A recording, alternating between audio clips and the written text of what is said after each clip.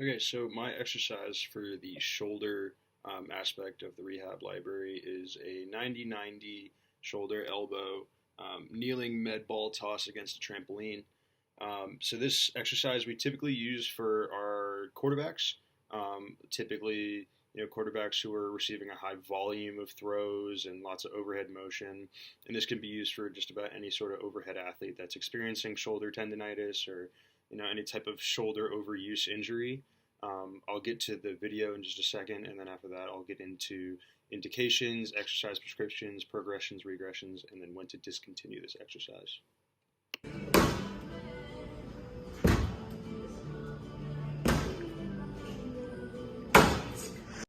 So this exercise is typically indicated in between the strength and power phase, just by the nature of tossing the ball against the trampoline, being more of a plyometric exercise, and also just by the fact that you need to have sufficient range of motion to be able to internally and externally rotate your shoulder through the whole range of motion during this. For exercise prescriptions, usually we're doing about 3 or 4 sets of 20 throws, but we also use time as a measure, so we could do 3 or 4 sets of 30 seconds because that just about equals the same number of throws.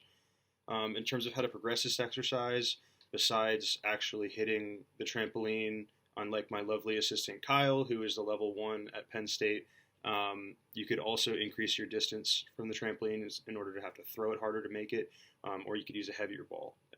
Really either or, and we kind of use a little bit of both. In terms of regressing this exercise, you could use a lighter ball, or you could just go through that range of motion initially. If you don't have enough range of motion in your athlete's shoulder in terms of internal-external rotation, you could also start with rebounding on the wall just at that initial activation of internal rotation, external rotation, and sort of progress that to the trampoline as they improve.